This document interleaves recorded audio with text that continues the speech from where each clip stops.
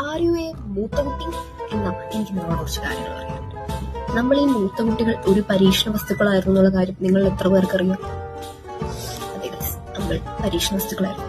Because നമ്മൾ ഉണ്ടായ സമയത്താണ് നമ്മുടെ അച്ഛനും അമ്മയുമായത്. അതുവരെ അവർ മറ്റേ ഹസ്ബൻഡ് ആൻഡ് വൈഫ് അല്ലെങ്കിൽ കപ്പിൾസ് എന്നൊരു ഫോമിൽ മാത്രമായിരുന്നു.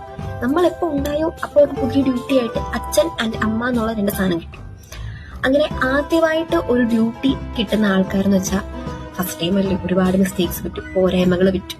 പക്ഷെ second time third time same duty കിട്ടുമ്പോൾ നമ്മൾ എന്ത് ചെയ്യും? ബെറ്റർ ആക്കി ചെയ്യും. ഇത് തന്നെയാണ് നമ്മുടെ ലൈഫിൽ സംഭവിച്ചുകൊണ്ടിരിക്കുന്നത്. നമ്മൾ ആദ്യം ഉണ്ടായ കുട്ടികളുടെ കാര്യത്തിൽ പേരന്റിങ്ങിലാണെങ്കിലും സ്കൂളിങ്ങിലാണെങ്കിലും ഒരുപാട് മണ്ടത്തരങ്ങൾ പറ്റും. പക്ഷെ സെക്കൻഡ് ലൈക്ക് തേർഡ് വൺ വരുമ്പോഴത്തേക്കും ഇവർക്ക് മനസ്സിലാവും ഇന്നതൊക്കെയാണ് ചെയ്യേണ്ടത്, കുറച്ച് എക്സ്പീരിയൻസ് ആയല്ലോ. അപ്പം ഇതിന്റെയൊക്കെ ഫസ്റ്റ് ട്രയൽ വേർഷൻ നമ്മളായിരിക്കും. എന്തിന്? എക്സാമ്പിൾ നമുക്ക് നോക്കാം. നമ്മൾ ഈ 10ലും +2 ഒക്കെ പഠിക്കുമ്പോൾ ടേണിംഗ് പോയിന്റ് ആണെന്ന് പറഞ്ഞുള്ള ടീച്ചർമാരും നാട്ടുകാരും വീട്ടുകാരും കുടുംബക്കാരും എല്ലാം കൂടെ വരുമ്പോൾ അതിന്റെ പ്രഷർ നമ്മുടെ മണ്ടയ്ക്കായിരിക്കും. നമ്മൾ ട്യൂഷൻ വിടുന്നു, അവിടെ വിടുന്നു, ഇവിടെ വിടുന്നു, എല്ലായിടത്തും പഠിപ്പിക്കുന്നു, 3 നേരം മറ്റേ പ്രാർത്ഥന, നേർച്ച, വഴിപാട് എന്തൊക്കെയായിരുന്നു. എന്നിട്ടോ നമ്മൾ ഇത് പാസ് ഔട്ടായി അടുത്ത കോഴ്സിന് ചെയ്യാമെന്ന് ഇവർക്ക് മനസ്സിലാകും. ഇതുകൊണ്ടൊന്നും വലിയ കാര്യമില്ല, ഇതെല്ലാം ജസ്റ്റ് സ്റ്റെപ്പിലേക്ക് കയറാൻ വേണ്ടിയിട്ടുള്ള ഒരു എക്സാം മാത്രമാണ്, അല്ലാതെ ഇതുകൊണ്ട് പ്രത്യേകിച്ച് 10ാം ക്ലാസ്സിൽ ഫുൾ A+ കിട്ടി സർട്ടിഫിക്കറ്റ് കൊണ്ട് റേഷൻ കടയിൽ കൊടുത്ത ആരും തരത്തില്ല എന്നുള്ളത് അവർക്ക് തിരിച്ചറിവ് വരും. പിന്നെ സെക്കൻഡ് ചൈൽഡിൽ തേർഡ് ചൈൽഡിന്റെ കാര്യത്തിൽ ഒരു പറയും 10ാം ക്ലാസ് അല്ലേ പാസ്സായി കിട്ടിയാൽ മതി, അല്ലെങ്കിൽ കുഴപ്പമില്ലാത്തൊരു 19 മാർക്കൊക്കെ ഉണ്ടെങ്കിൽ അടുത്ത ലെവലിൽ അഡ്മിഷൻ കിട്ടും, ഇല്ലെങ്കിൽ കുഴപ്പമില്ല മാനേജ്മെന്റ് നോക്കാലോ. ഇത്ര സില്ലി ആയിട്ട് ഇവര് പറഞ്ഞു കളയും. പക്ഷെ നമ്മുടെ കാര്യത്തിൽ അങ്ങനെ വല്ലതായിരുന്നു?